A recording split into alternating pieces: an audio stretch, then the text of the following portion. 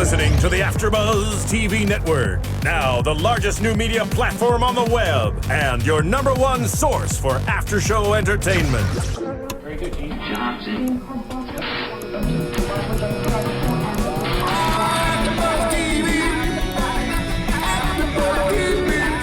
From the AFTERBUZZ Studios in Los Angeles, California, presented by Maria Menounos and streaming live thanks to Akamai Technologies, this is AFTERBUZZ TV for 16 and Pregnant. We'll break down tonight's episode and get you all the latest news and gossip. And now, another post-game wrap-up show for your favorite TV show. It's AFTERBUZZ TV's 16 and Pregnant After Show.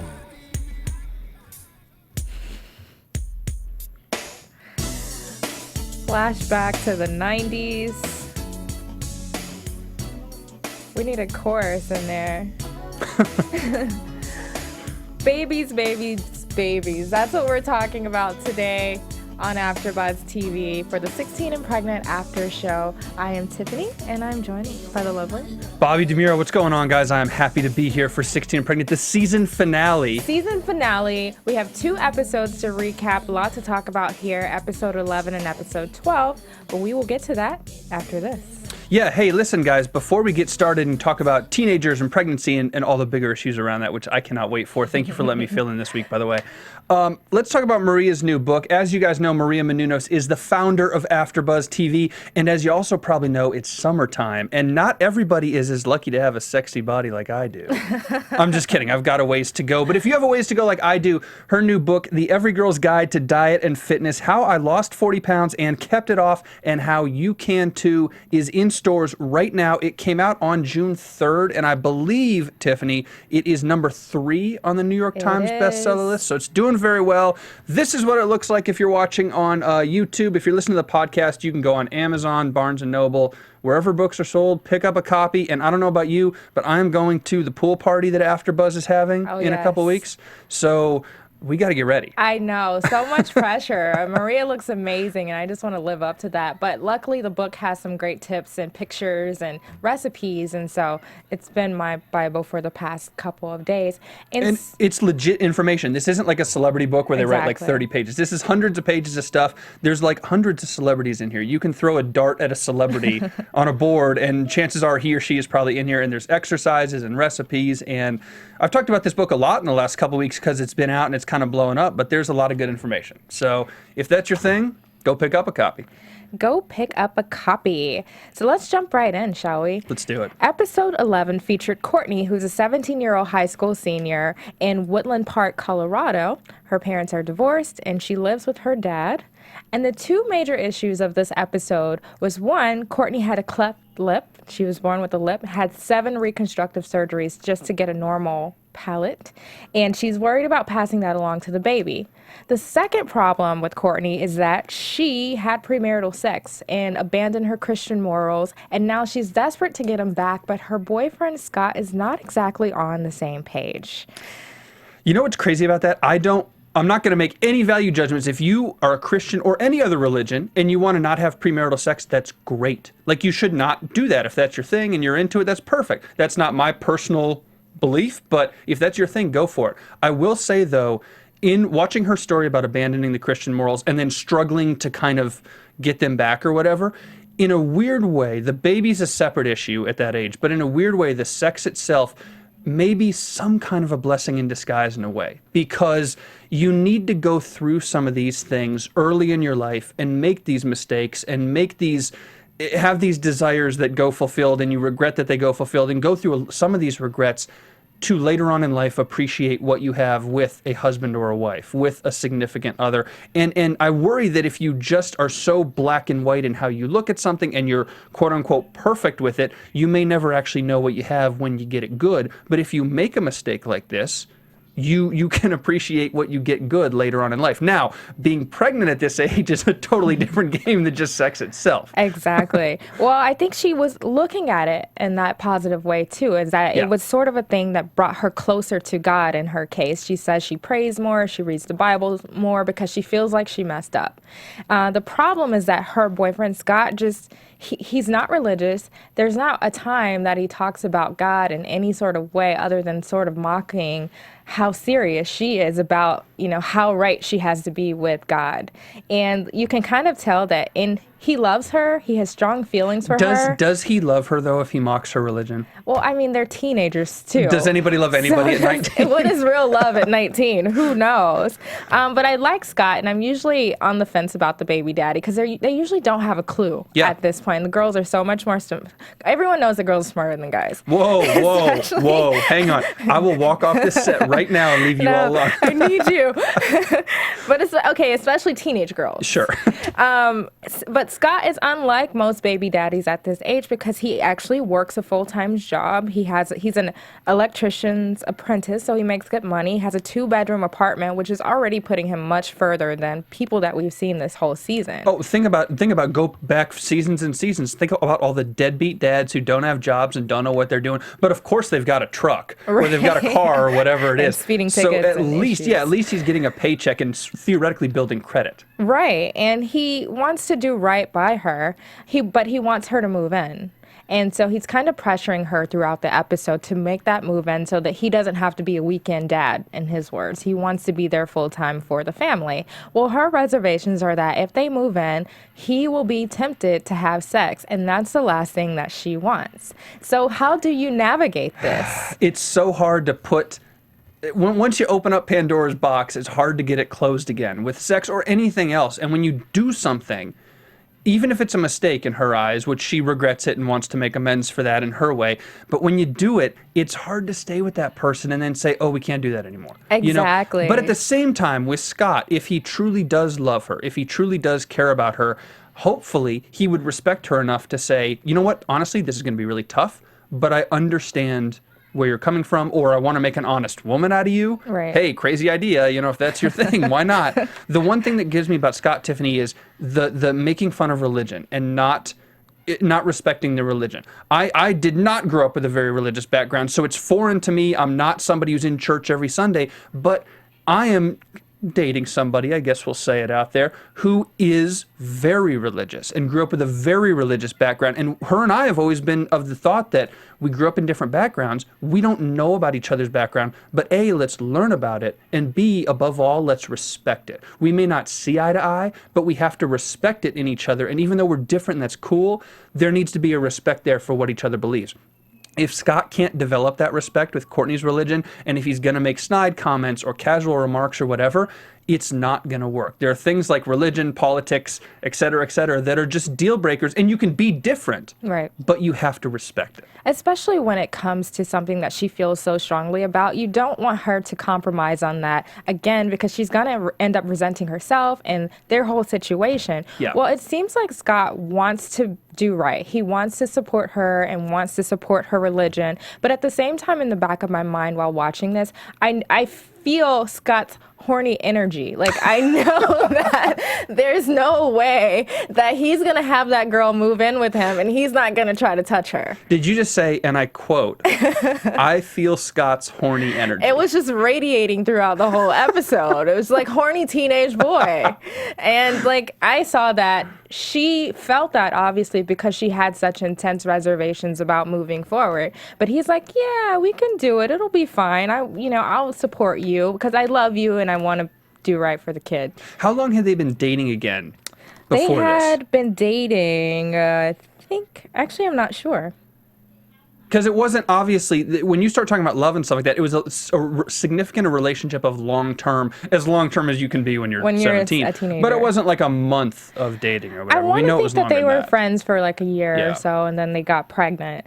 But I don't think they mentioned it, honestly. Huh? They usually do. That would but- tell me a lot. I know time isn't everything, and sometimes when you know early on or whatever. But that would be interesting to know. I think it's safe to assume not that long, considering that she's 17. Yeah, I agree. So not long enough to know what they actually want.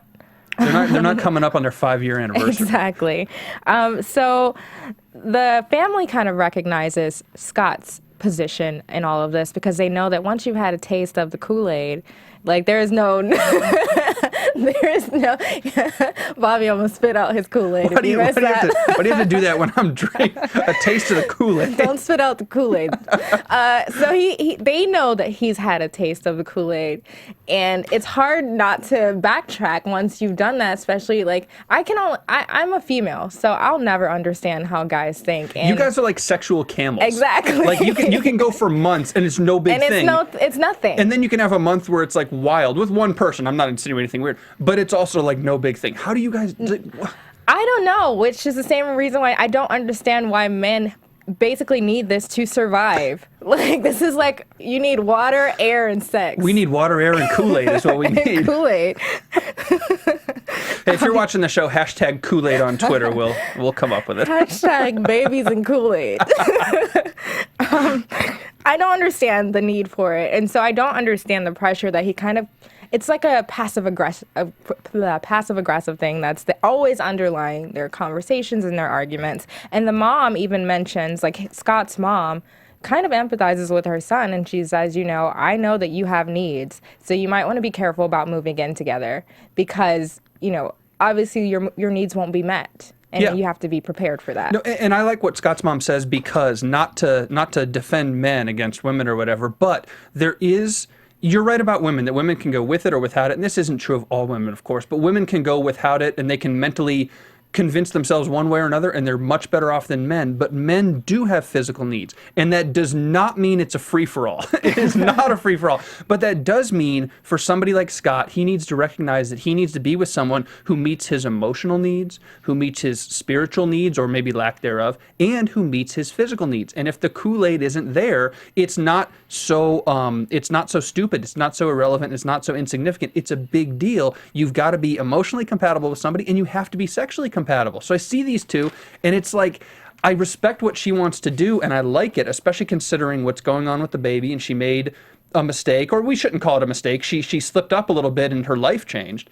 But I also really look at him, and I'm like, dude, I respect that you love her, but you can't move in with a girl like this. You can't do this stuff if you aren't completely compatible, because you will recognize in 3 months that the baby's not the biggest mistake of your life. Moving in would be the biggest mistake of your life. Exactly. Spoken like a man with true wisdom. Well, I'm not 19 anymore. I just turned 20, so that's the difference. Well, I wish that Scott realized this before. Luckily, they weren't jumping to get married. Yeah. For the sake of having sex. So that wasn't a big deal, even though they said we'll wait a year, after being moved in together. So eventually, Courtney caves in and moves in with Scott before the baby is due, but she agrees only to move in if they can stay in separate rooms. Which is like, okay, so now you're kind of going to be like roommates, basically. Yeah, pretty much, in a weird way.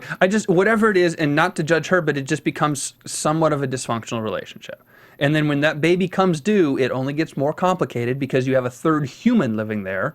And then when his job hours increase because he's an apprentice now, so what happens when he becomes an actual electrician, or what happens when he goes out on the job in a new way? How does that play into it? What happens when after she's done with the baby, does she go to college? Does she go work herself? I mean, there's just so many factors, and this is true of every single episode of 16 and Pregnant, but there's so many factors that get complicated, and it's like once you start with these rules, I'll move in, but we're going to sleep in separate bedrooms. We have to wait a year. We can't do anything. I understand the intention, but reality is different from, practice is different from thought. Practice is different from theory, and theory will never work in reality. And how does it work for these two? I wish that I could have warned them, because moving in with someone is a big deal. And it's definitely really hard, especially like you said, when you're setting all these rules and boundaries and obstacles for yourself. So then a couple weeks later, here comes baby into the picture and into the new home that, as you said, is going to be a little bit dysfunctional. And it was. So what we saw was a lot of Courtney dealing with the baby all of the time. She didn't have a job. Scott was still working and only got to see the family at night. He's tired when he gets off. He works all day slinging wires and comes home to a crying baby and a nagging wife at this point, because she feels like he's not helping out with the kid. And obviously he has a little bit of a chip over on his shoulder because he hasn't gotten laid yet. So He's not getting anything in return for helping out with the kid. There's no incentive there. I know what you mean. So, like, they have conversations, and it's sometimes mostly her nagging him about not helping out with the baby enough. And he's like, well, I put a roof over your head. I give you food. I give you a car. Everything that we have is because of me, and you say that I don't do enough. 16 and Pregnant, for as many seasons as they've been going, this storyline is so repetitive. And it's not that it's not interesting, because we're sitting here like on the edge of our seats talking about Kool-Aid, like we like this. but we've seen this storyline so many times about, you know, a roof over your head and food versus taking care of the baby, work balance, and that's life. That's the way it is, and that's the way a lot of these experiences are. But I'm interested to see just totally different stories from this, and not to get into predictions for the show, because I think it's tough to predict a show like this. There are none. But I would be interested to see down the road how they kind of change the path and look for different stories in this. But you're right, and the thing I think of when you mention putting the roof over the head, you know, putting food in the kitchen, putting food in the refrigerator or whatever, to me, I watch this and it's obvious what you're going to say when you're over 19. Welcome to life. Right. How's the real world working out for you? This is the way it is. Exactly. And I think that was kind of his approach too. I'm providing for this family, now you do your job and take care of the baby. I don't feel, she didn't necessarily agree to that because she obviously wanted more, but I think Scott was kind of taking the approach, well, this is kind of how it's going to be, so deal with it. And because he's the breadwinner, it kind of puts her in that position to just accept it, I think. So the major blow-up argument happened and kind of started the same way with her complaining about him not doing enough. Well, it turns out that he hadn't touched the baby in not one time in a whole week. Like, didn't hold the baby, didn't cradle the baby, changed maybe 4 diapers that whole week, and left her to do all of the work. And so that was the breaking point where they were kind of going back and forth, and then the conversation turned to sex.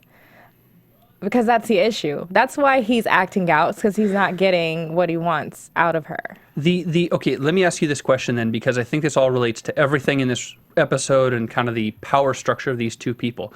In a good relationship, however you divide up the responsibility, in a healthy relationship, you divide it up 50-50.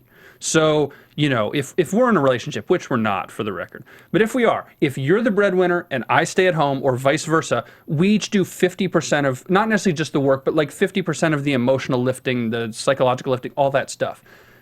Do you think Scott sees this as a 50-50 relationship? You know, that's tough.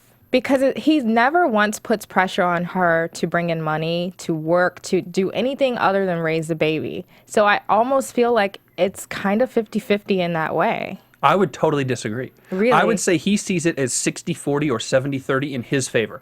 He sees it like, I'm doing 70% of the work, I'm bringing everything home, I'm tired at night. Your job is to take care of the baby, and you're still nagging me about the baby? Right. Oh, and we're not having sex? I'm doing 70% of the work and getting 30% of the reward. Exactly. Well, I think even this wouldn't be an issue if she would just have sex with the boy. Ooh! Like, not that I'm encouraging her to go against her morals, but I feel like he wouldn't have an issue he would change 1 million diapers a day. You know how boys are. Like, how are boys? No, tell us. They're motivated by the nookie, and nookie goes a long way. So I feel like if they were getting it in, this wouldn't be an issue. You call it Kool-Aid, nookie, and getting it in, and we're only 18 minutes into the show. So let's see, in the next 20 minutes, let's see what else you can call it. See how many adjectives we can come up with. Just going to write them down.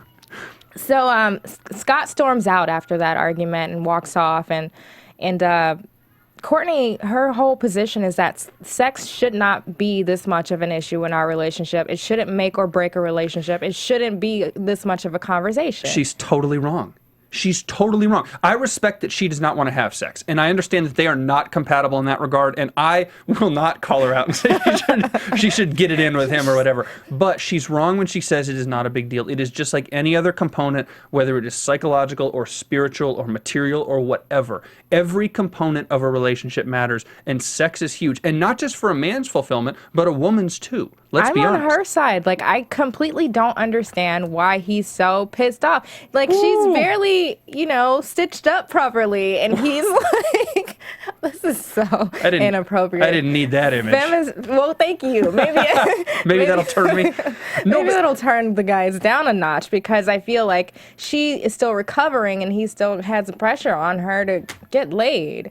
Like the horny energy, I mean, it's kind of thick, and it's such an issue. And we saw this coming because it was always there. Yeah. And now you're going to move her in and expect that it's going to go away. So I don't know what he was thinking when he did that. But now at this point, I can tell you what he was thinking when he moved her in. What was I he just know it's one half noble and it's one half a little sleazy. It's noble to move her in, to want to be with the baby. When he says stuff like that and wants to move her in because he financially can and physically can, I take him at his word, and I think he wants to be around the child. And I know he's tired after work, and there's that whole issue which is separate. But I think he wants to be in the kid's life, and I take him at face value with that.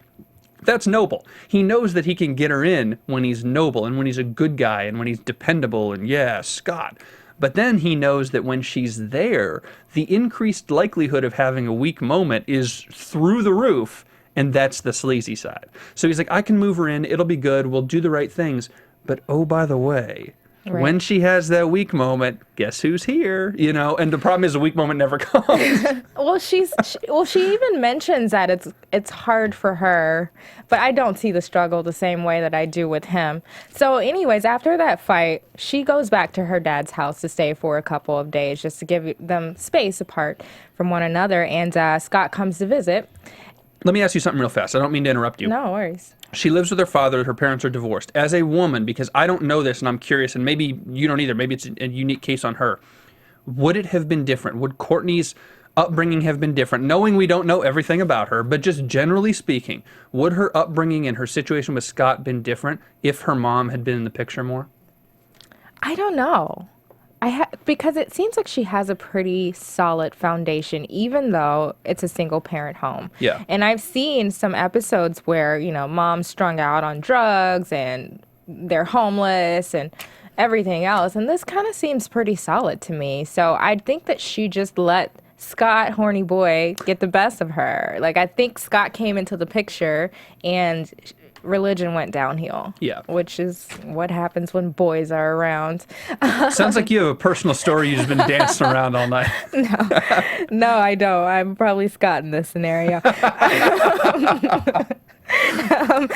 anyways, it is a little hot in here. So at her dad's house, Scott comes over and they have a conversation about whether or not things would be different if Dayton was in the picture, because she stands by being abstinent, and she says that even if she, if Dayton never came, she would still want to go back to her Christian roots. And so she asked Scott if that would be a deal breaker for him. If we were in a relationship with no baby and I wanted to abstain, would you stick around? And so Scott says, I don't know about that. Well, good that he's honest. Oh my God. No, it's good that he's honest. I would rather him be honest than something awful happen down the road. It's better to be honest about it than have resentment built up for years. And it's better, and I don't have any kids, so I'm no expert. I was not a teenage, father, thankfully. But I feel like it's better to say this now and split ways potentially and still care for the baby financially and be a weekend dad or whatever that entails. But do that now when the child's young and do it as maturely as you can, as opposed to 10 years from now or whatever, letting all that resentment build up, have that child deal with both of you as parents, and then get ripped apart in a bad situation. And the two of you, after 5 or 10 years of resentment, something terrible happened. So I'd rather it happen now, as bad as that sounds. No, I guess you're right. I wasn't thinking about it that way, but I think his honesty right now is the best thing. Yeah. But she was obviously crushed by his response, and she kind of called it a depressing reality, because I think she has this thing in her mind of them living happily ever after, and he kind of seems like he's over it at this point, which is funny how things change. Like, the baby hadn't even been there that long, and he's just kind of fed up with trying to hold out. I'll tell you, here's a little tip for you with the gentleman. I'm not sure you need very many tips, apparently, but you say that we were joking about how women are like sexual camels, and they can turn it on and off, and if they wait for a few months, they don't care, and it's just like, boom. Men, I believe a lot of men are emotional camels in the same regard, that we can do what Scott did. And when we're done, and we're just going to turn it off. And women would struggle with a breakup like that, like Courtney did, but Scott's like, no, my mind's made up. It is what it is. That's interesting. For better or worse. I know that that's something I have done in the past, not in any, scandalous, horrible way, but just something where I'm kind of, something ends, I'm like, okay, it's over. And that's just the way it is. Maybe I have a guy gene. I have the guy gene because I'm able to turn it off too. Like, I'm an emotional camel and a sex camel if I feel like it. That's right. We're learning a lot about her today, guys. Her phone number. No, I'm just kidding. 555. All right, moving on to Savannah, who is 17 years old. This is episode 12 in the season finale. Lives in Jefferson City, Missouri, with her mom and little brother. Now, in this episode, we deal with a baby daddy who is an emotional camel. His name is Stone. Very stoic, he's a jokester. He kind of doesn't take anything seriously, and he doesn't like to be told what to do. If your name is Stone, you have to be emotionally. Yeah, you just have to go through the emotional drought. And he was definitely that way. Her other big issue in this episode was her mother, who struggled severely with alcoholism. She was drunk in a couple of the scenes that we saw her in, and towards the end, they had a major blow up over a drunken episode that she had.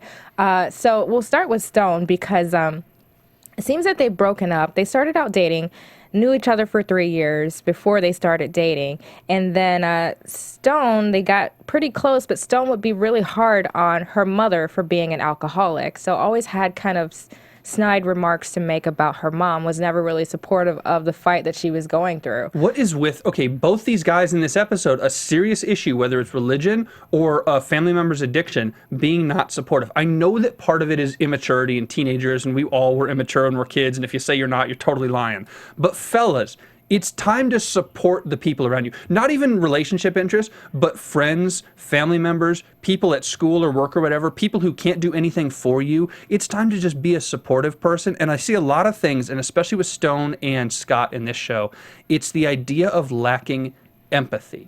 It's one thing to see what someone's going through. It's a totally different thing to make a sarcastic joke about it, which is stupid. Right. And it's another thing to lack the empathy of actually feeling what they're going through and trying to put yourself in their shoes.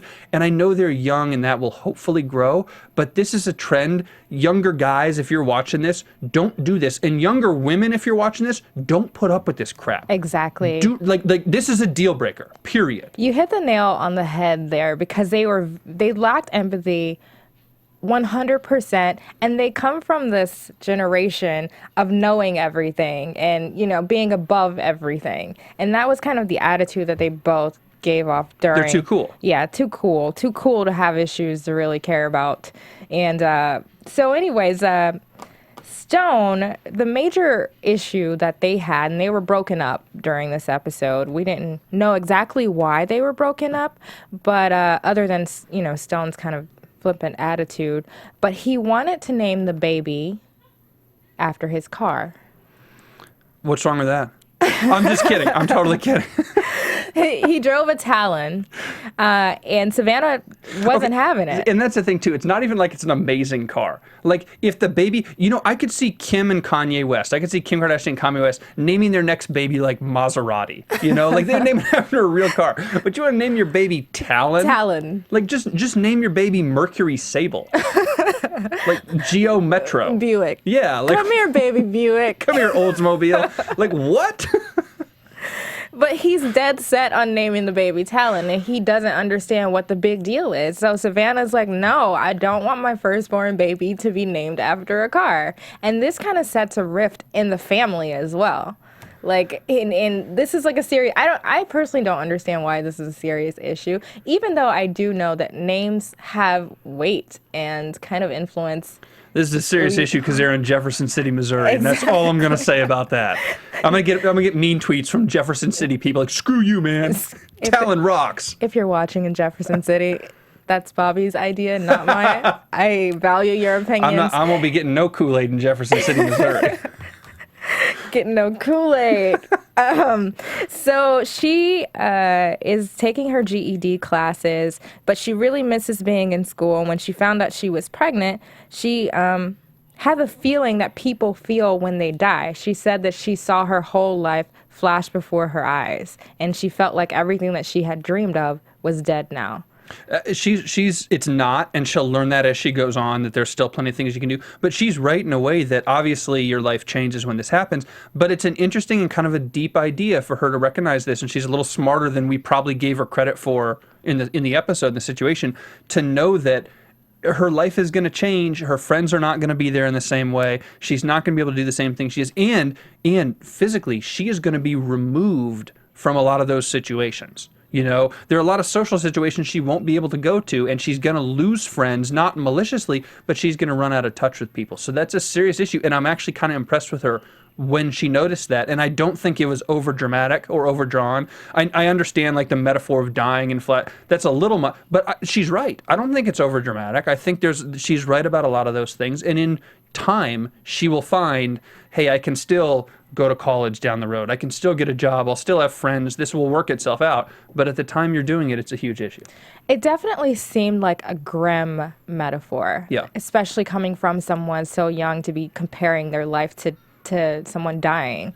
So that was kind of sad to see, but it was also good in that I feel like she has managed her expectations appropriately, because I feel like sometimes these girls think that, you know, it's going to be easy and they can just do this and change the diapers while studying for the master's exam, and you can, but it's tough. And it's a mistake. I mean, I guess we should do a 16 and pregnant follow-up in 5 years, but that's a mistake she will probably never make again. And she will not hopefully have another kid until she is perfectly ready for it. And she will understand, and a lot of girls watching this, we talk about this all the time, how teenage pregnancy is down in part because of this show. A lot of girls watch this and will see a girl like this and say, you know what? I don't want to feel like that. Better make some changes. I think it's a good thing. Right. And another reason why I think that she was also more mature than what we're used to seeing is because of her mother. Mm-hmm. Her mother struggles with alcoholism and has since she was a baby. And so she was basically raised by an alcoholic. And this has hurt her so much to where she is afraid to have a baby in that environment. And she doesn't want to let her mom keep the baby. Like her mother even asked her, would you feel comfortable with me keeping the baby? And she says no, because you really need to work on being sober. And this seems to be a major issue in their life and in their relationship. It's almost like the daughter has assumed the mother's role. No, not only with the mother, but also with the brother. Her and her brother have, in a way, probably, and I know we didn't see the brother as much, but her and her brother, in a way, have probably been parents for each other and had to support each other because mom wasn't around. Her brother's little. Yeah, and she's been a mom already in a lot of ways. So she's had to take care of him, and it's kind of sad to see but the mother, her position on this is that, you know, this is where I'm at in my life, and I don't have to explain myself to my 17-year-old. And, you know, Mom, I think she's right. Unfortunately, like, this is where she's at. Mom wants to go have a couple drinks.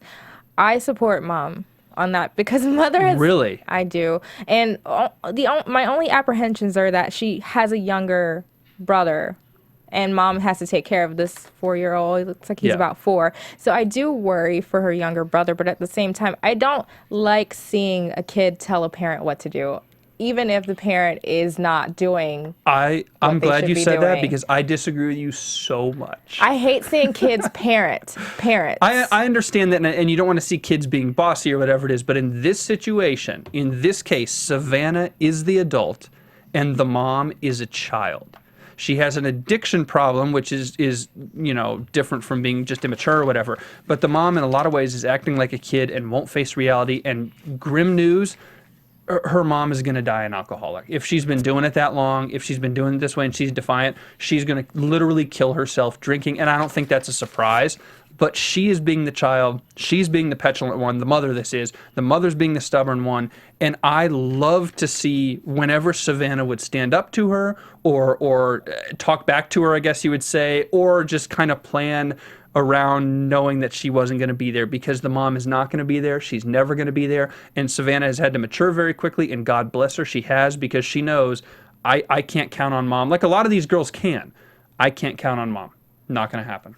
Yeah, and you're right. I think it's a harsh reality that she realized, and she knows, and Stone also knows it, and he reminds her of that too, but I think it's hard to hear coming from someone else that's not related to her. But he kind of takes a very hardened approach to the situation. Like, your mom needs to get it together. She's not going to be around our kid. Well, and who knows, maybe Stone has seen addiction too. I mean, we've all seen addiction on some level, I'm sure. Right. Well, he doesn't view it as an issue. Yeah. To him, it's just something that she needs to get control of. No, I mean, maybe he has an alcoholic, a friend or a family member or something, and so he sees it from his lens, but maybe he has experience with it too, and that's why he is the way he is. Who knows? Right. You know.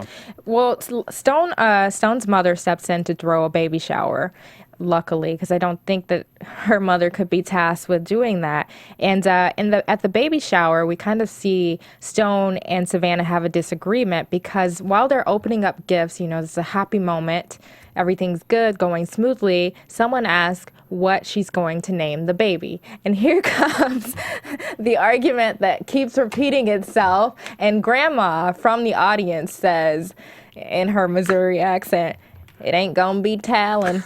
It ain't right. You can't name a baby after a car." You like my talons? Like bird talons? Well, Stone's talons should have come out, because he immediately stands up and storms off in the middle of this baby shower, and it was embarrassing for her, and Grandma's like, "It ain't right. You can't name a baby after a car," and Stone walks away. He's like, "I'm not staying here. I'm over it."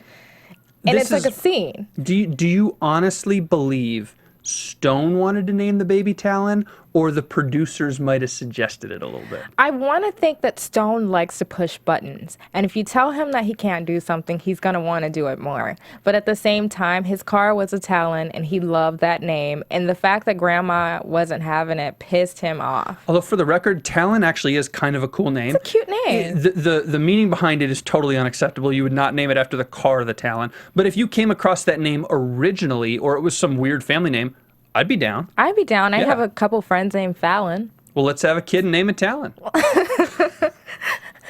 Maybe not. To be continued. Predictions.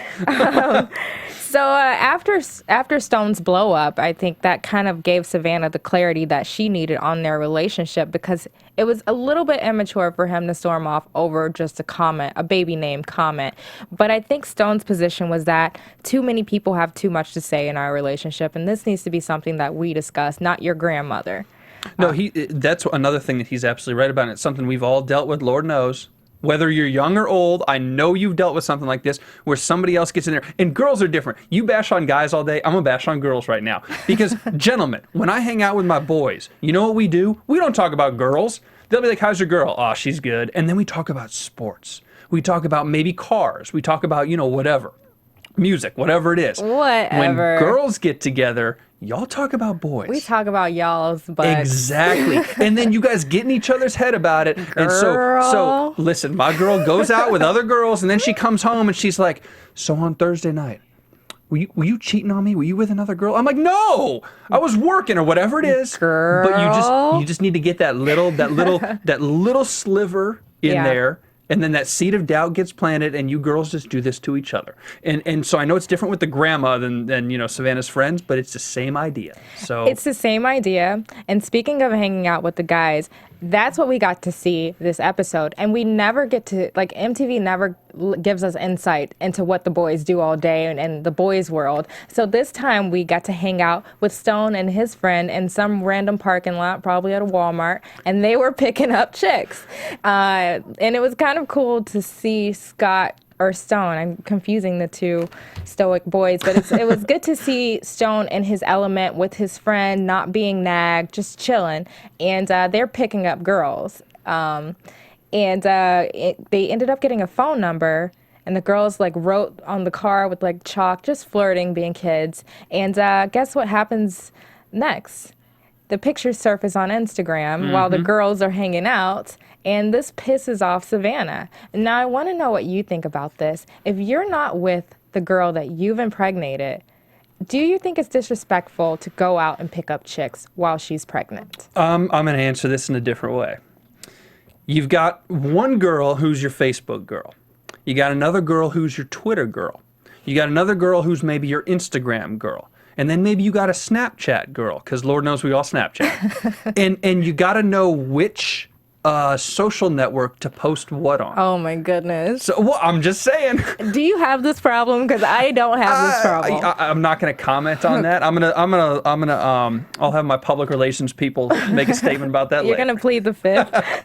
No, but I mean, you're right. This is totally unacceptable. And I think, yes, is Stone in the right to talk to girls? Did they break up? Absolutely. So are they apart or whatever? Yes. But, and again, it's immaturity because these are teenagers. You need to understand you do still have a responsibility to the baby and, by extension, the woman. He still has a responsibility, Savannah, so he can talk to other girls, but there's a certain decorum you probably need to have about how you do it.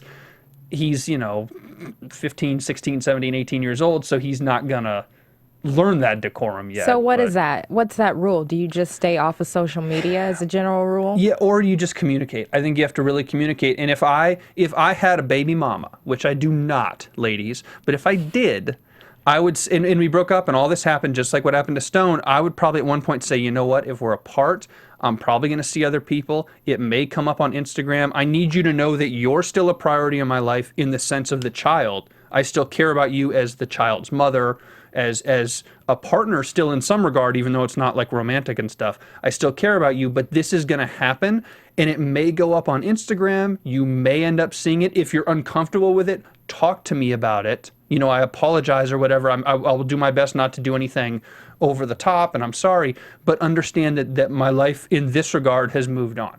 Now, could you see Stone having that conversation? Actually, the thing is that she was afraid to approach the situation because they're not together, but at the same time, she feels like he was wrong. So she sat him down and talked to him. And at first, he kind of was shrugging everything off, like, I don't want to hear, you don't get a say in anything. But she's like, I'm impressed by her approach because I would have, had some neck rolling going on. But wait a minute. Girl. No, but she was like, you know what? We've both been a little mean to each other, but it's really important that I have you by my side and support me through this because I really want to share this with you on a positive note. And that was all that it took. And they were able to move forward after that. And it's amazing what just a simple civil conversation can accomplish. 100%. It is amazing how being communicative and open and how being patient and nice can accomplish. If your first inclination when something like this happens is to get mad, snap the neck and is roll to it. neck roll and to do one of these things or whatever, if that's your first inclination, you're going to have a problem. Even if you are 100% in the right, whether you're the guy or the girl, you're going to have a problem if your first inclination is to yell and scream and shout, which we see way too much on 16 and Pregnant and by extension on Teen Mom. If your first inclination is to have a patient, civil discussion, even with an immature dude like Stone, you'd be surprised what that gets you. Right. You really would. Yeah, and Stone kind of... He laughed it off at first because he knew he was being insensitive. I think he knows, he's the type of guy that knows what he's doing and will push buttons just because. But I mean, he came around and it was really nice to see. We also saw in this episode her go out with her friends. She was really social to be a pregnant teen. They went out and played some laser tag with a group of boys. And there was some chemistry afterwards after playing laser tag and sweating it out. And she got the giggles quite a bit with this cute guy. And they later talked on the phone because I think that she had the idea that they could be something. And he was like, you're really cute, you're really smart, you're really funny, you're everything. But I don't think it would be wise for us to do anything right now because it just would create a bunch of problems. And that crushed her. Smart guy. Yeah. And I hate to say this, but she is going to get crushed like that a lot in the next few years. It's just true. It's not fortunate. It's not an exciting thing to talk about. But there are a lot of guys, hopefully, who see that and are mature about it like this guy was and say, you know what, I can't do it. It's not going to make it any easier. It's going to be really tough for her. But there's going to be a lot of guys who see the kid and say, see you later. Not going to happen. Right. And that's the way it is. And you can't blame him. Unfortunately, I mean, he's a kid. He wants his youth. And I would blame him if he led her on and then kind of dumped her classlessly. The fact that he said it the way he did, total credit. Right. Well, I was surprised that she was even bold enough to pursue a relationship at this point, because at this point she's big, like a house about to pop.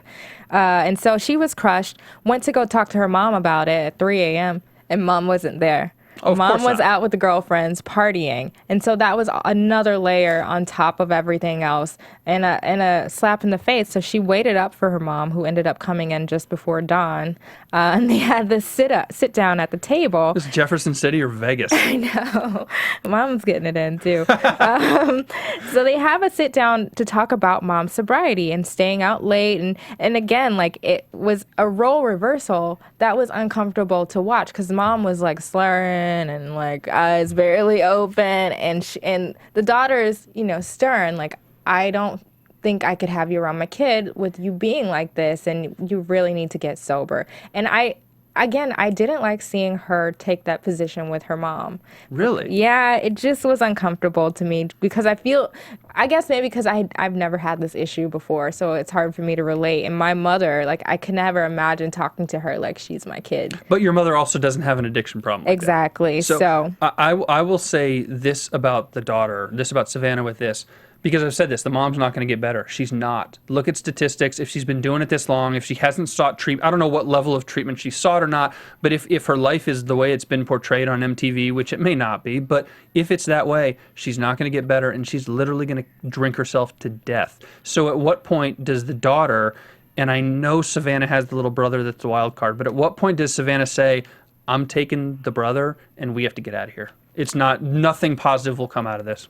pretty soon, actually. Yeah. So the baby comes into the picture, and we actually see Stone and Savannah grow a little closer through all of this, because I think Savannah, after her mother is like, you can't tell me what to do, especially in my own house, Savannah turns away from her mother and seeks comfort in Stone a little bit more. And this starts to bring them closer, because Stone is like, I've been telling you this. And he's kind of that shoulder that she needs at the right time. So the baby is born, and Stone and Savannah are super affectionate towards one another throughout the birth of the baby. And also, he rubs her feet and kisses her forehead, and they actually say, I love you. Like, it's a complete turnaround from what we've been seeing. And I guess childbirth can do that. You don't kiss a girl on the forehead, it's real.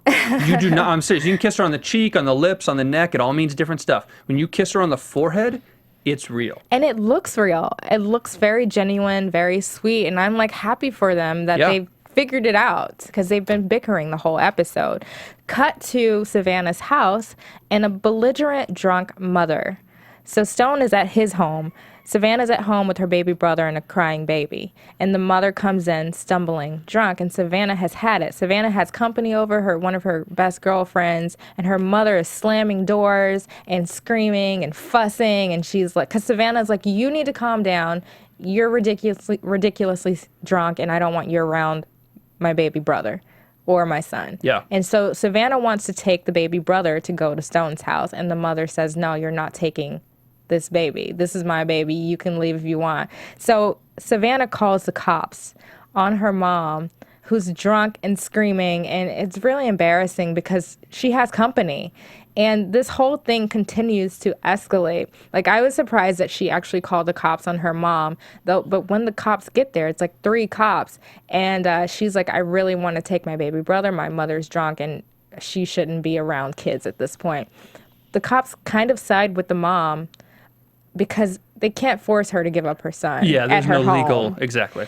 But her mom's drunk and stumbling. At this point, she's out in public because they're outside, and so that is an issue. Stone comes to the rescue and holds the baby, but Savannah is visibly crushed. And her mother kind of makes a side comment while she's walking over to talk to the cops, and she says that you've gotten too big for me. You can't stay here anymore. And that's basically the end of Savannah's permission to live in her mother's house, because I think it is an issue that's not going to solve itself, and she might need to move out for the sake of the baby. Yeah, no, she absolutely does. She has to go, and boy, she has to take that baby brother with her. Lord knows if she'll be able to down the road, but that kid needs to be removed too.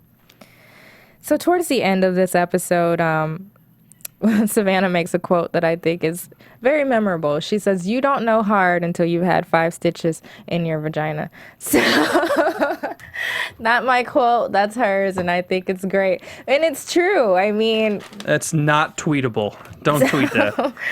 But I mean, I think that's kind of in reference to her struggle of growing up. Like, nothing, she can't compare it to childbirth and that whole process. So the next day she felt really bad about calling the cops, and her mother feels bad too that she fell off the wagon again. I imagine it's got to be embarrassing for your kid to have to parent you. Fell off the wagon. She's been off the wagon for 20 years.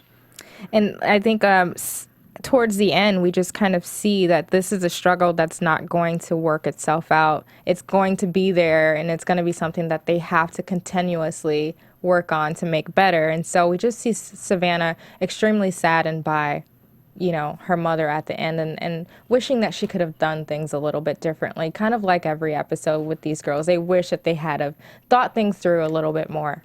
I like Savannah. I like Savannah a lot more than Courtney. I think considering her situation with Stone, with her family issue with the baby, and with her family issue with her mom, I think she's doing about the best she can. And I think she's way more mature and way more intelligent. And realistic. Yeah, and way more realistic than we probably would have given her credit for maybe the first couple minutes, or assuming just looking at a vignette of this thing. So she's in a tough situation, but she knows it. She's had a tough life, and she knows it and is starting to grow from it. So this is somebody who, I know she had that Grim Reaper, that death thing, that death metaphor she used, but this is somebody who, I'd love to see all these people 5 years from now. But this is one of those 5 years from now, I could see her doing really well for herself. I can too, just because her approach is way more level-headed than most people that we've seen. Whether or not Stone's in the picture, whether or not her mom's in the picture, just her individually with that kid, I could see her really figuring it out. Exactly. And good luck to both of them. Curious to know what you guys think at home about both of these episodes, both of these girls, and what you think will be happening with them in the future. Be sure to leave us comments, rate, and subscribe on iTunes and YouTube as well. Where can we find you, Bobby? I'm on Twitter at Bobby DeMuro and on Instagram at Mr. Bobby DeMuro, because that's the formal social network. And I'm on Twitter. You can find me at Tiff's Tweets. That's TIFFZ, TWEETZ. And thanks for hanging out with us tonight, guys. From executive producers Maria Menounos, Kevin Undergaro, Phil Svitek, and the entire AfterBuzz TV staff, we would like to thank you for listening to the AfterBuzz TV network. To watch or listen to other after shows and post comments or questions, be sure to visit AfterBuzzTV.com. I'm Sir Richard Wentworth, and this has been a presentation of AfterBuzz TV. Buzz you later. The views expressed herein are those of the hosts only and do not necessarily reflect the views of AfterBuzz TV or its owners or principals. No idea what I'm doing. Thank you for watching AfterBuzz TV on YouTube. For more of your favorite after shows and interviews, subscribe to our channel here, and be sure to share your opinion on the episode in the comment section below here. We'd love to see what you guys are buzzing about. Thanks again. Buzz you later.